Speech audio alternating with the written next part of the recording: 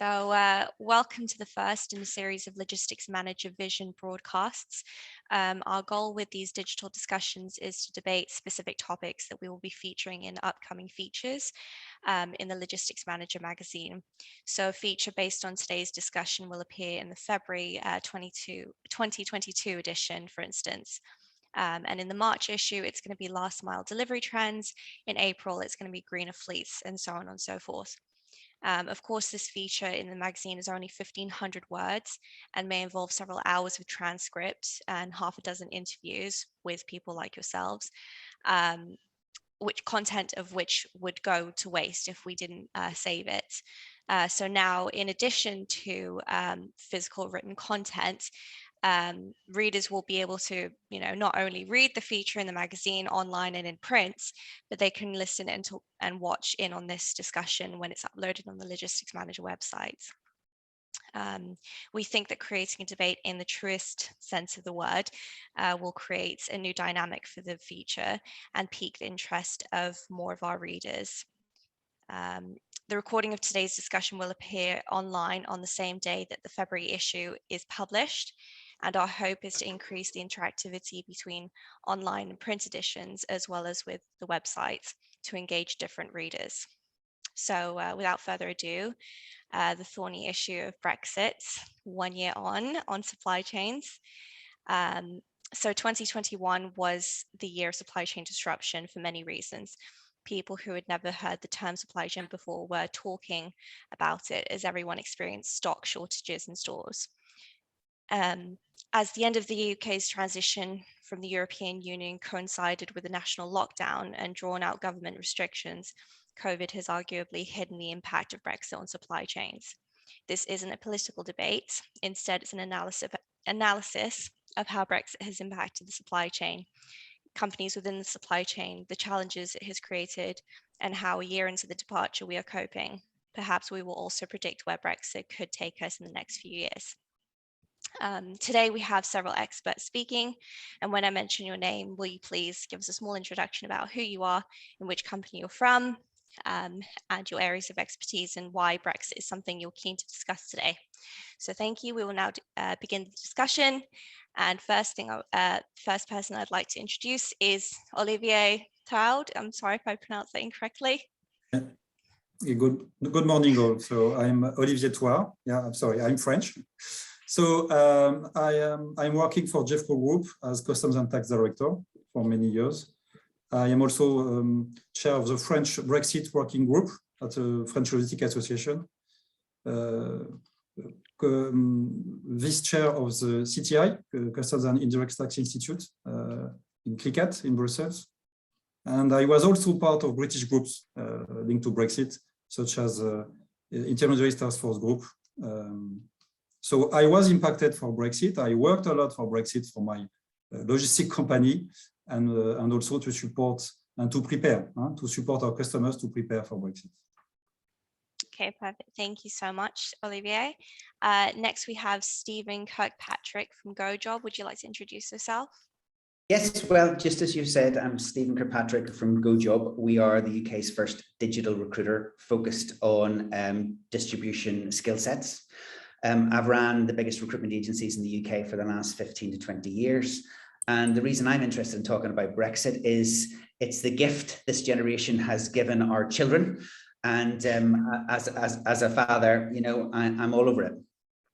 Okay, perfect. Thank you so much. Next, we have Neil Jordan from Proxima. Hey guys, I'm Neil Jordan, VP at Proxima. I head up the logistics and supply chain practice. We're a procurement and supply chain logistics operational consultancy that help clients across the UK, Europe and the US. So it's been a pretty busy time with Brexit and COVID and labour shortages. So looking forward to this chat. Good, thank you. Next we have James Hyde from James and James Fulfillment. Hi, I'm founder of James and James Fulfillment. We're a specialist in fulfillment of online orders for online retail. And Brexit, I think, is particularly interesting because while it affects all international trade and EU trade especially, it has a really disproportionate impact, I think, on e-commerce because the value of the shipments is so small compared to the value of the customs charges. Thank you. Next, we have David Lowe from Gowling. I'm David Lowe. I'm an international supply chain lawyer at Gowling WLG. I'm also the leader of the drafting group for Incoterms 2020, when Incoterms define classic delivery terms such as FOB and FCA, so very important in this space. And because I do international supply chain contracts, obviously Brexit's been really important as I've helped people wrestle with suddenly having a hard border, which is one they were able to ignore until Brexit. Thank you. And finally, we have Chris. I'm not sure how to pronounce your surname. I'm so sorry, Chris. Ewings, it's Dallas with an S, so it is. If you think of the JR, probably showing me age there. I'm Chris Ewings. I'm head of the Customs Clearance Department here at Clarkson Port Services. We set up a hub here in Belfast, obviously with the Northern Ireland Protocol in mind. Clarkson Port Services represents a number of different clients over a number of different sort of port service based locations. We have about 22 sites around the UK. So obviously Brexit's of interest there because our agents and obviously our customs clearance staff are in the front line. The unique position of being both in England, Scotland, Wales and Northern Ireland. Clarkson's had to sort of take Brexit extremely seriously, and we have sort of flourished ever since. Okay, thank you very much. Thank you guys for introducing yourselves. So now we're going to be beginning the discussion. So the first thing I want to address is some say Brexit has made us poorer, contributing to labour shortages in many businesses, such as, you know, when EU workers returned home. What are your thoughts on the labour issue, and what other areas, if any, has Brexit had the reverse impact that it was initially intended? Stephen, would you like to answer that? Yes, I think keeping it very simple, for the last 15 years, 20 years of my experience, migrant labour has underpinned distribution, logistics, manufacturing, food production, and it's not been a market segment that has been heavily recruited for UK talent. And, you know, we've seen the whole way through last summer and autumn well-documented issues as it relates to the amount of labour shortages across that whole piece. That is true, and we've felt it. I think personally that the immigration point system does not help us fix that issue, because I do not see how we fix it with UK talent, because people have choice, candidates have choice, and with the rise of e-commerce, many UK citizens that we see that operate from a temporary capacity choose to go into the Amazons and the ASOSs of the world where they get very high pay rates, then maybe go into chillier climes or more tougher conditions as it relates to food or chilled warehouse. So I think we have a problem that Brexit has created. I think we've got a problem that the immigration system doesn't fix, and I expect the same again the whole way through 2020. Thank you. James, did you have any thoughts on that?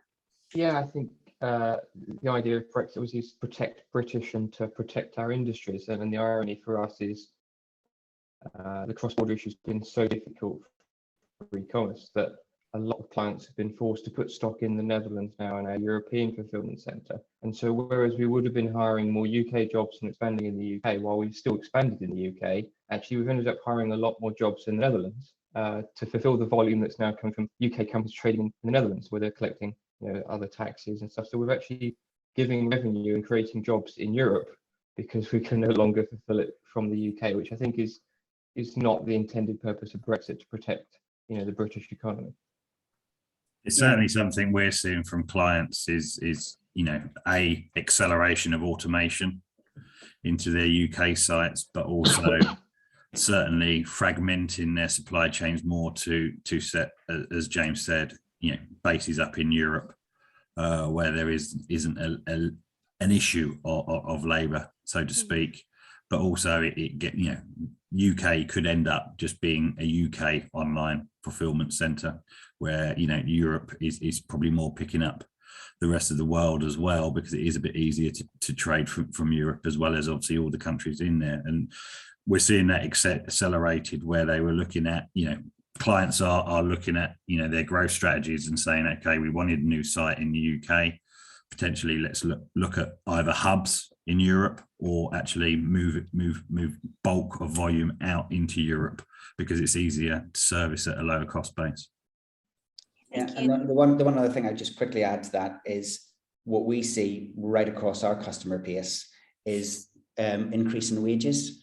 And, that there's one of the leading indicators that is driving, now what's hit the papers in terms of just general inflation in the UK, but that's right across all sectors of temporary labour is wages are going up. And that obviously will have a knock-on effect of goods on the shelves.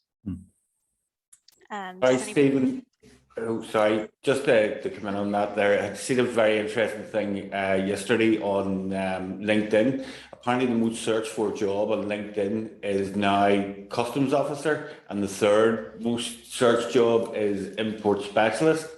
I take it these jobs, Stephen, wouldn't probably make up for the shortages there in the labour market, creating the new growth sector within the customs clearance market. Would that be something you would agree with? Me? Yeah, definitely, because especially where you are in Northern Ireland, it's been a brand new market that's been created, and there's money to be made. Yeah. If I may add also a comment to shortage, we are for sure linked to Brexit. You had a driver shortage because many of them went back to the EU. But just one comment: we also have driver shortage on EU side, meaning today there's a choice to work at home or to work in the UK, and many of them decided to work at home and from home. So it's also part of it, and also linked to the shortage to the capacity shortage beginning of January. It was also linked to COVID, because even if companies prepared for Brexit, some of them did. In January, due to COVID, many workers went back home, and it was a big issue. Yeah, no, I agree. Thank you, guys. I think there's a good point there, is that some of this shortages is not just in the UK, so it's not just Brexit. I think the HGV lorry shortage, a significant part of that was a skills shortage that's been coming for quite some time, and there hasn't been the investment. And we could debate who should have made the investment. There hasn't been the investment made in training the drivers of tomorrow, and that's not helped. Yeah, that's a global challenge, isn't it? The US has got the same challenge. It's like the perfect storm. It's all come at once. Just on that last point, actually, I mean, I've recently seen some stories about various companies, I'm not going to name names, initiating driver training programs now. Do you think it's a little bit too, the horse is already bolted, and these preparations should have been made years before now, basically? Yeah, definitely. I speak to a lot of 3PLs daily, and they all have these warehouse to wheels programs. And they've had them for years, but I don't think they've been as invested, where now there's a real focus. You're seeing 3PLs where they might have had 60% of their core fleet servicing their whole estate and using subcontractors. Now that they're significantly increasing their core fleet to fluctuate, because it's not always just about the labor rate, it's the package that they can give the employees, which they are focusing on significantly, certainly in the UK. Thank you. I think we can go on to our next question. Goods exports were down 14% year on year in the third quarter of 2021, according to the Office of National Statistics, with both exports to the EU and non-EU destinations suffering. Do you think this is a permanent trend, or just a blip in the radar, or perhaps pandemic related also?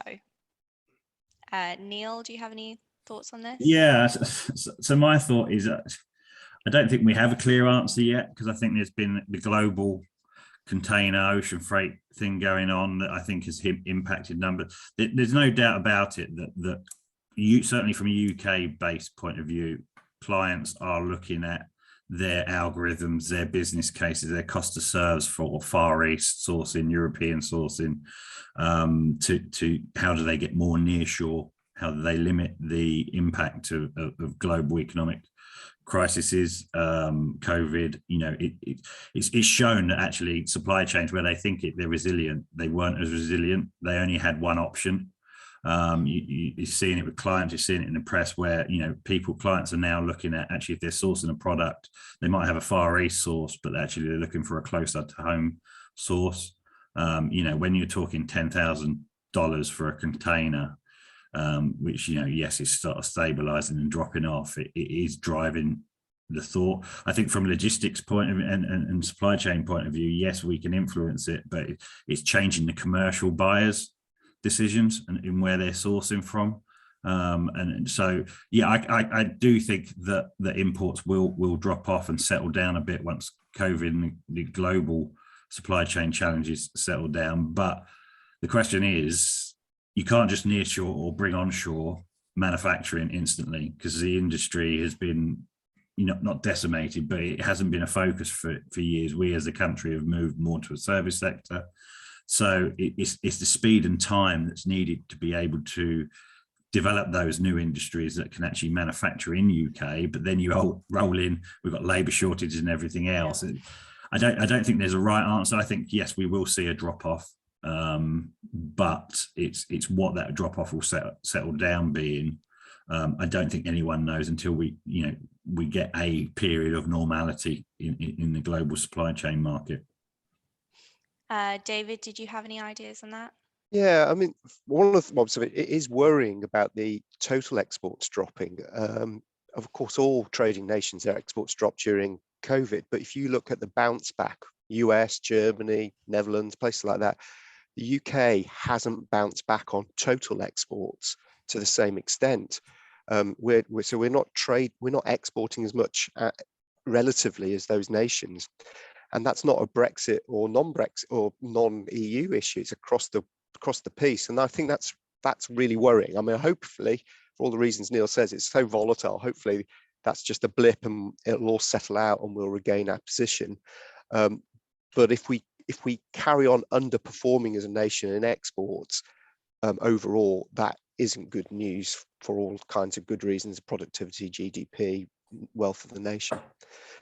I think it's really interesting that the stats aren't clear that Brexit's had a negative impact, because when you look at certain sectors like food, for example, I mean, perishable food exports have plummeted because it's so hard now. Why would you want to do it? But that's not really coming through in the statistics, and that overall the exports to the EU have dropped at the same rate as the non-EU exports.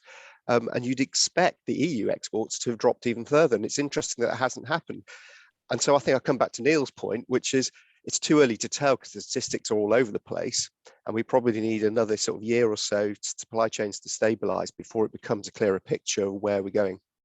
I think for me, Dave, the one thing we have seen in sort of e-commerce, especially smaller packages and parcels, so anything under, say, £500 or £1,000, is just the couriers. I mean, they're getting there now. The customs process is slicker than it was on the first couple of months when it was a nightmare.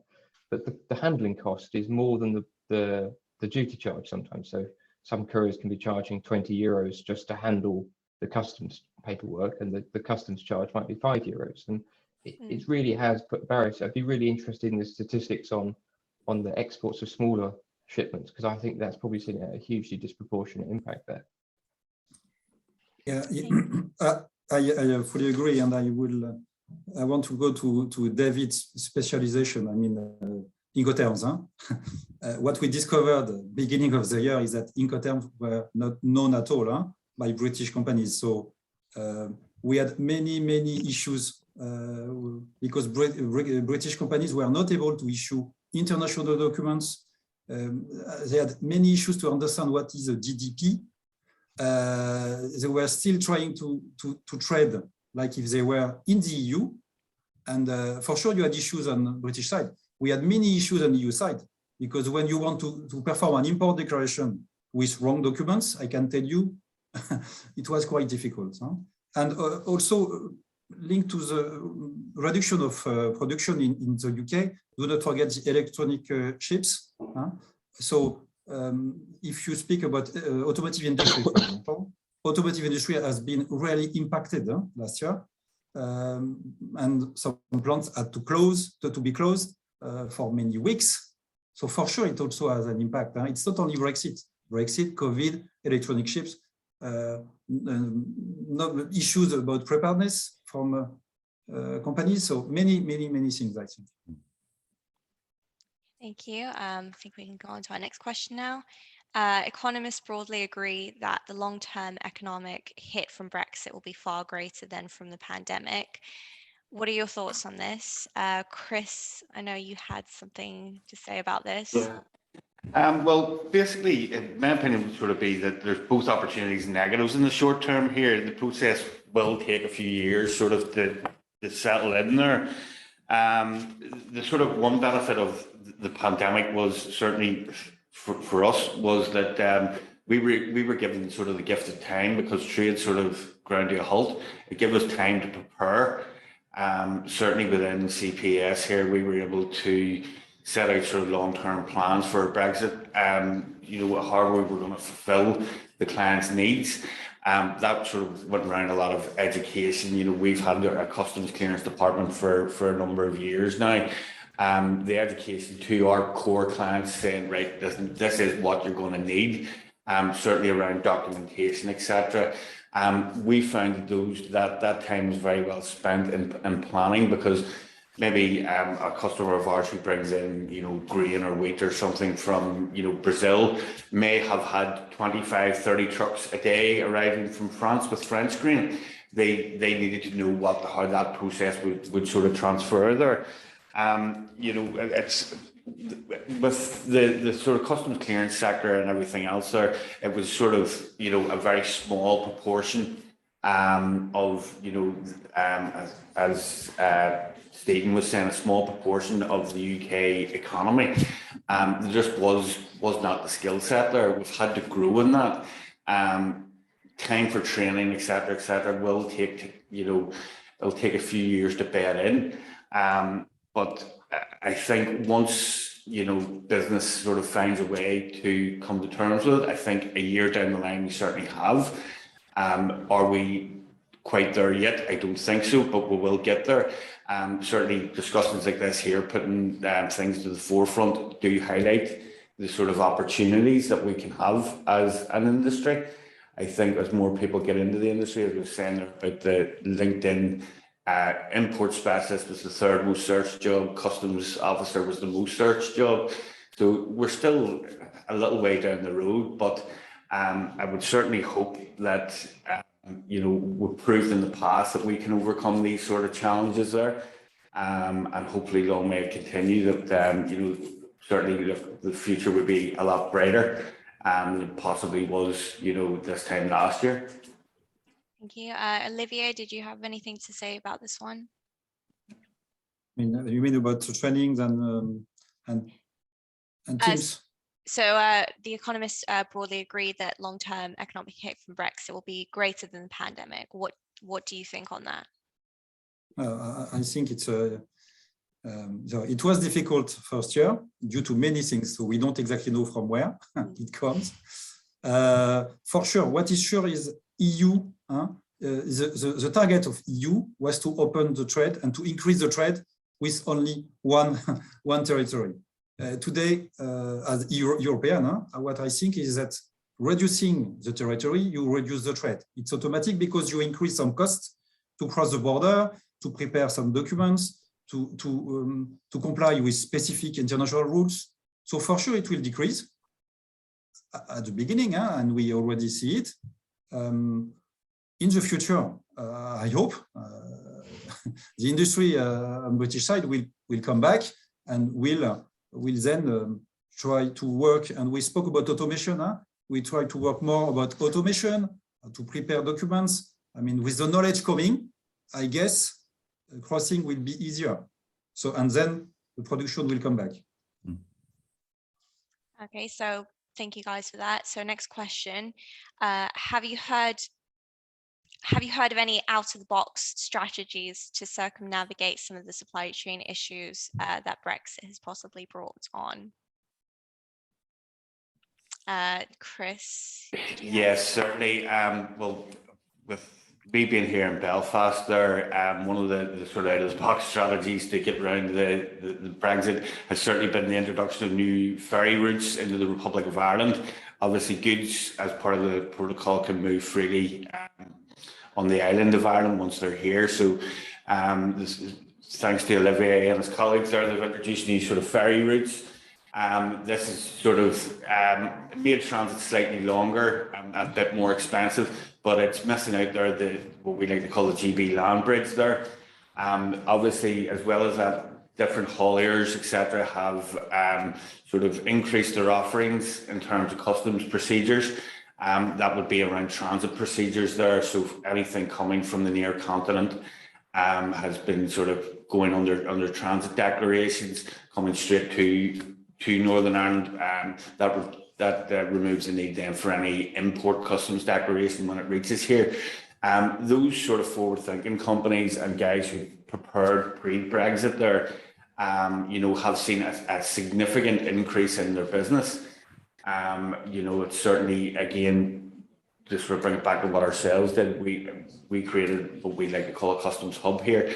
Again, by providing a solution to a problem, we've seen our business grow, quite substantially there over the past year. These out of the box Brexit solutions, where they are solutions to a problem, it's sort of encouraging that they're being sort of used at the rate they are. And we are seeing a lot more increased trade, certainly on the island of Ireland. It's only a matter of time, I think, before these sort of out of the box solutions sort of migrate across the water there to like England, Scotland and Wales, as more companies get educated and maybe these transit procedures, different customs procedures, which a lot of businesses wouldn't know, such as inward processing, etc. As education within the sector sort of grows and increases, we would hope to see this sort of rolled out on a greater scale. I think also you would see with what we mentioned earlier is they're looking at their networks where, when we were part of Europe, actually Europe, the hub for Europe might have been the UK. It's now being broken, and they're moving their hubs into Europe to secure that, which will take a significant amount of trade flowing through the UK.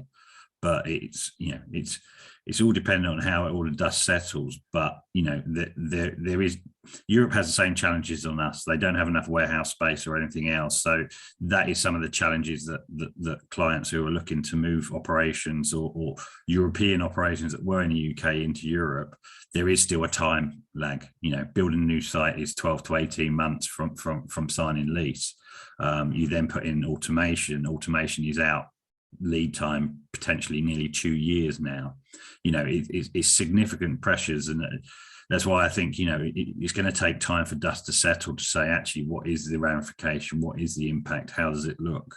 Because you can think outside the box, but it is going to be moving volume elsewhere that will get it, apart from purely just UK volume going in through, as Chris says, through Ireland and Northern Ireland into UK, or actually, sourcing from other countries that we might have trade agreements that are a bit simpler to bring stuff in. That might have done it. But, with the pandemic and everything else, every country, US has got manufacturing challenges and everything else. They've got port delays. It's hard to see the wood for the trees at the moment. I agree. I think in general, business will always find the easiest route through problems because we're programmed to do so. But to go back on a point that I made earlier, it's not just business, it's what the government are doing too. And of course, they've got their hands filled with the pandemic, and I completely understand that. But we've got a year's worth of data. We know where there are structural weaknesses in relation to the skill sets, and the point system, I think, remains a core barrier for us to be able to deliver the goods and services that we need to within the UK. And that needs to be looked at by the government. Yeah, I agree. Yeah. If I may, in some cases, you have no choice, flows will disappear. I mean, if you speak specifically, if you think about Irish flows between EU and Ireland, we used to have hubs in GB in the middle, and with truck flows on both sides. Today, if you still keep these flows, you lose your customs origin, meaning you will pay duties at destination. So that's why we had to break very quickly many flows to use the ferries. But I can tell you, many flows are still using British hubs. And now some of them, some customers are paying duties for EU goods going from EU to EU. Yeah. So it will change. It will change. Huh? Yeah. David, did you have any thoughts on that? Yeah, now I'm seeing a lot of people separating out their supply chain. So they've got a UK supply chain sourcing from places and then an EU one. And everything everyone's saying is that, you know, therefore your UK hub, which might have been a European hub, just becomes a national distribution centre for the UK. And then there's a different European hub. I've seen that in e-commerce, where, you know, James has talked about the disproportionate cost of small packages. So therefore you, as an e-commerce vendor, you're going to do one big shipment and then have a hub perhaps in near Rotterdam or something. I'm seeing it in life sciences, where the regulatory impact of coming out of the EU makes it easier to serve your EU customers from the EU. And I'm even seeing it in things like, you know, automotive, you know, it's in industrial components, which aren't just in time, but you then, as Olivier says, you have all the customs issues. If you import it into the UK and then exported it back out to the EU, you might be hit by additional customs charges, which is pointless. So there's this big separation, and unfortunately, we've got to come to terms in the UK that the EU market is much bigger than the UK market is. And I think to all of us on this call, that was obvious to us, but I don't think it's been necessarily obvious to our government. And they're going to have to come to terms with the impact of that. Very true. So on to the next question. Thank you guys for that. So more from an operational point of view, how have differences in demand and supply affected the distribution network? Neil, I know you wanted to say something on that. Yeah, so we've seen it quite significant with a number of clients where, you know, if you're sourcing Far East, you're placing orders out 6-9 months out because you've got the manufacturing flow. With the global ocean challenges that have been driven by, you know, COVID, trade disputes and everything else, and container equipment being in the wrong place, some of these stocks are turning up so late that they're missing, you know, fashion suppliers missing the season, you know, promotional activities for peak Christmas. You know, I was reading somewhere around the level of toys that were turning up after Christmas, even though they've missed the point. And actually it's shown the fragile nature of supply chains, that actually if there is a significant disruption, actually at a global scale or a region scale, it massively impacts. And I think we saw that with the pandemic, where, you know, fashion retailers were taking out extra space for warehousing to store previous season's clothes. You've got it in the automotive, where actually, you know, they've always been held up as a shining light of a just-in-time supply chain. Suddenly, as soon as you get a slight ripple of disruption in it, actually a just-in-time supply chain is not the optimal model to have. So, you know, you're seeing the impact on working capital in companies because they've got cash tied up in stock that they actually, you know, can't ship or actually won't sell at the actual season. They're having to hold it for 12 months, which is having significant impact on the logistics market, because, you know, I think warehouse space in the UK is in the high 90s of space, because people are taking up significant amount. And I think it's brought actually a greater focus, especially with the retail clients that we work with, is actually lifestyle cycle management of products. So where they might have not actually dealt with their discontinued old ranges and, you know, put them into dark storage, or actually they need to clear through them, because actually the lifestyle cycle of a product needs to be more functional, because, you know, we've got clients who the products have missed promotional activity, and it's now, well, what do we do with it? You know, it has to go in the next promotional activity, but there's a cost to that. You know, people just think they can fill warehouses. Well, actually, as you store it in a warehouse, it's costing you money every day you store it in. So, you know, it's finding that balance between long lead time and having the right stock levels in whatever industry you're in manage any ripples that, you know, because there is going to be a continuous ripple for the next few years around COVID and everything else, you know, and Brexit, that actually what is that optimal? How do they exit stock clearly? How do they hold more? You know, we're talking to clients of holding more actually at source and having more consolidation warehouses in the Far East or in Europe or even in the UK of outside their current network, that actually they can drip feed stock in as and when needed because space is at a premium. And then you've got you overlay the challenges on labour and getting that out. And we're just seeing those disruptions as actually they're accelerating automation. But actually you want to put automation into a warehouse, it's a significant disruption on your current site. So where do you move that out? So these challenges, and being logistics people, we all are, it's challenging. We're used to challenges because actually that's our industry and it's how we overcome it. But I don't think we've ever had this many different challenges come at once and how we service the customers. Stephen, did you have anything to say? Yeah, I suppose, again, focusing on my industry, we've seen profound changes in demand and supply. And, you know, our industry is over 100 years old. It's used to being delivered from lots of little offices all over the country, usually with poor tech. And our industry has been driven to work from home environments with really poor tech and connectivity, at the same time as our candidates have been driven online. And we have had, as an industry, a really difficult time finding candidates with poor tech and poor connectivity, which is why you've now seen in the last 6 months the emergence of digital players using algorithms, et cetera, to source people via social media. And one of the biggest changes, maybe, you know, the other panelists would be interested to hear that, but, you know, historically, I would expect to find over 90% of my candidates offline. And I'm now genuinely finding over 50% of my candidates on social media, not even through job boards, on social media. And for a very traditional industry, that's been a humongous change in the last 18 months. Okay, perfect. Thank you. So now we're a year into this. What do you feel is the optimal supply chain or distribution strategy to support businesses in this new trade environment?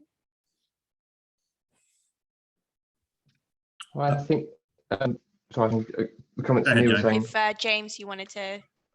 Yeah, just building on sort of Chris and Neil's points about being more distributed, I think there's definitely people are breaking down the single hub model into multiple hubs in multiple countries, and Brexit's pushed that. But I think in the e-commerce sector, at least, it's also questioned, or should I say, come at the time of other changes, and the fact that global trade has become slightly easier, it's more expected. There's a lot more plugins to online carts around currency conversion and customs. And I think one of the other things that Brexit's pushed on that is, you know, people looking at EU fulfillment, but actually that's still quite a hassle. The US is almost as big a market, in some senses easier because it's English speaking. And we've seen a lot more people saying, you know, I won't bother with the EU anymore, then I'm just going to focus my business on the UK and the US. And that's kind of a completely different strategy. That's not one that I think we necessarily predicted, but it's definitely been a big change that, you know, for us now, we've got East Coast looking at West Coast fulfillment centres. There's a big demand from UK companies who are still shipping to the EU, but it's no longer a core marketing focus. They're just looking at the global structure now and saying, where are the customers and how do I access them? And because there's no special relationship with the EU, it's kind of put the world on a level playing field, which kind of sounds nice, but I'm not sure the impacts we've discussed isn't necessarily positive. Neil, did you have anything to say on that one? Yeah, I agree with what James said. You know, it's flexibility within the supply chain, not being reliant on one source to market and being able to switch volumes. You know, I think if there was one thing that we saw during the pandemic was, you know, bricks and mortar retailers who had an online offering suddenly, who were allowed to stay open, suddenly their online offering went through the roof. And it's how you can flip a bricks and mortar replenishment model into suddenly turn it into an online replenishment. You know, their .com sites didn't have the capacity to increase volume that they needed. So you know, I think what it demonstrated actually, it's not one size fits all anymore. It needs to be. We talk about multimodal in the freight sector, but actually the warehouses need to be multifaceted in terms of what they do and the ability. And I think The interesting one I saw during COVID was, I think it was H&M, where actually they flipped a large number of their stores into hubs, because actually, yes, you know, they weren't allowed to stay open and for actually footfall, but actually they could take volume out of their .com network, service it, replenish it as a store still, but actually you were making a bit of a saving in that, keeping that cost going, because you weren't paying, the final mile cost was less because you were closer to your end user, so they could do it. But again, a lot of it goes to, in supply chain, I think it's been underestimated, is where companies have invested heavily in technology and the ability for their systems to have one view of stock, you know, what is in their supply chain has become key. Because, you know, I read and I've spoken to people where actually they don't sometimes you don't have full visibility of your supply chain. You might have placed an order, but you don't know where that is in that manufacturing process, that actually do you still have the ability to stop it, versus all the way down. And you know, the .coms, and James might have seen this, you know, during lockdown, returns suddenly got significantly less. You know, a lot of the fashion online retailers saw their returns drop, but you know, that's probably recovered now. But it's flexibility of actually servicing the customer, but by multifacets. I think different things. Your point, Neil, on the technology is actually key. You know, it's shocking how many how many physical retailers don't necessarily know what's in what store. They know roughly the lines, they couldn't tell you exactly. So if you order online and it's not in the DC, you know, it can't be fulfilled because they don't actually know which store got it in that size. And that's something that, you know, the good stores have got, where you can now order online, click and collect. But there's a lot of big retailers that have really not invested in that technology. No, I agree. Yeah. Well, thank you, guys. We have time for one last question before we wrap this up. Your ideas and thoughts and discussions have been really insightful so far. So we are still at loggerheads with the EU over the Northern Ireland Protocol. How do you think this difficult issue will be resolved? Any takers? Stephen? The challenge is you're always talking about politicians here, isn't it? Well, let's keep I think the fact that everybody's laughing answers it for you. My accent clearly determines that I'm from Northern Ireland, although I work in England. I live in Northern Ireland. I try not to watch the Northern Ireland news because it's too depressing. But I think, speaking on behalf of friends and family, we as a population believe that we've had the worst of both worlds, having been promised the best. I know that everybody has shortages when they put their order through in terms of their shopping and things don't arrive and all of the rest of it, but it's been pretty grim. And we feel cut off from all sides. And I think at the heart of it, there's a general view amongst my friends and family that the politicians are too interested in playing politics, and we know that Northern Ireland has had a long history of issues. But you know, when all politicians start putting the population of Northern Ireland first rather than politics, I think that's when we can start to move through the issues that we have. I'd be interested just to kind of get my kind of question on that, in the sense is that it feels like we've been promised that there's no border between Northern Ireland and Ireland, and yet we're being told that there is a customs border between Northern Ireland and Ireland. And so when we talk about a solution, I'm interested to understand, is it not an unsolvable problem?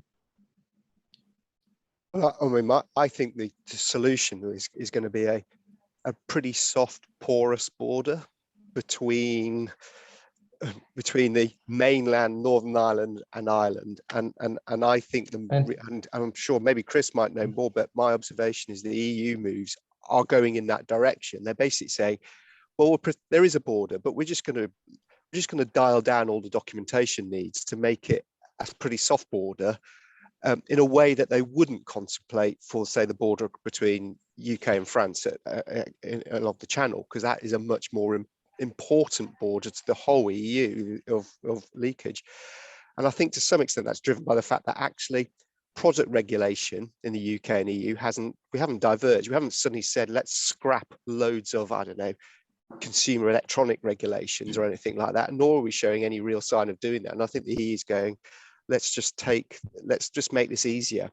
But the massive but is the politics. I think what I've just said is what the obvious operational solution is for all the populations involved. But the politicians, the local politicians in Northern Ireland, the national politicians in Westminster, the EU politicians, Macron, all that, it's massively unpredictable because of them playing politics. Does anybody have one final thought? Because What about you, my Chris? editor's What about like, you? We want to hear from Chris. Yeah, are you hearing from Chris? Thanks for that.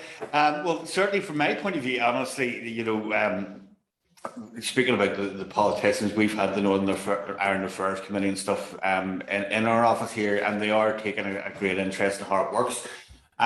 Where we were at the initial point and where we are now, I think we're a lot closer together.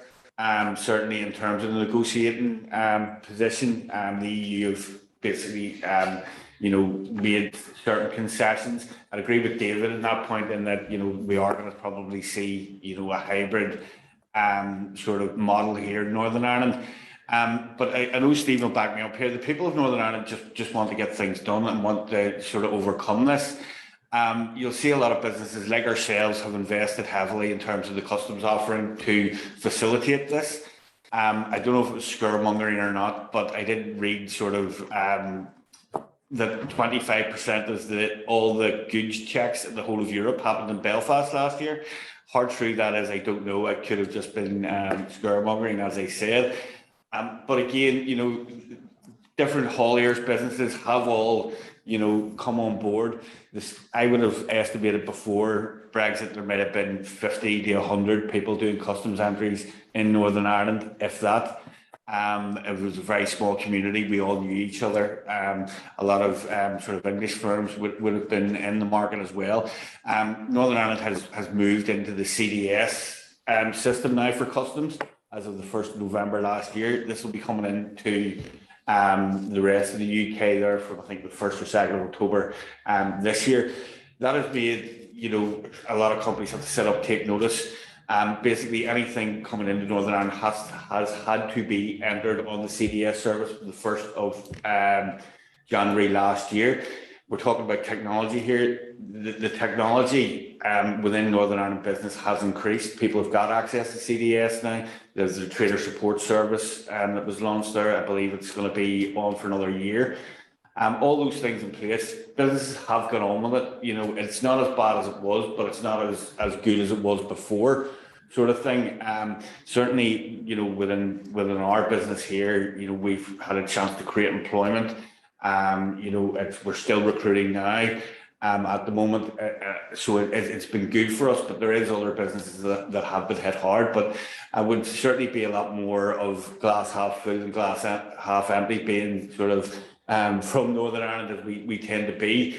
I do really think that, you know, the negotiating points that have happened, we're a lot closer together. There's more that unites us than divides us at the moment there, and hopefully, if cooler heads and, you know, the politics get out of the way, we can actually make this solution work for the whole island of Ireland and Britain as well, because nobody wants to go back to a hard border in the island of Ireland at all. It's just, it'll be totally unworkable. okay, well, thank you so much for your insights today, guys. Unfortunately, that's all we have time for. My editor's just letting me know I'm going to be timed out of this. So I'm going to be using some of the comments that were shared here today when I write the feature alongside the written comment that you guys supplied. So thank you so much for providing your insight today. It really was a very good discussion. And like I said at the beginning of this, this video will be edited by our editing team and published when the issue comes out. And this is just an example of our December issue. If anybody is interested in the best logistics publication in the industry, this discussion will be coming out for the February issue. So I will send you guys all a link when that comes out, and anybody who is watching this, obviously is watching this, this will be on the Logistics Manager website. But yeah, thank you so much for attending this discussion today. And it's been really, really great talking to you. Thank you guys so much. I just want to say thank you to Olivier. Thank you, Stephen. Thank you, Neil. Thank you, James. Thank you, David. And thank you, Chris, for taking the time out of your morning to take part on this. Thank you. Thank you very much. Thank you so much. Have a good day. Goodbye. Bye-bye. All the best. Bye-bye. Bye. Cheers, Ellen. Bye.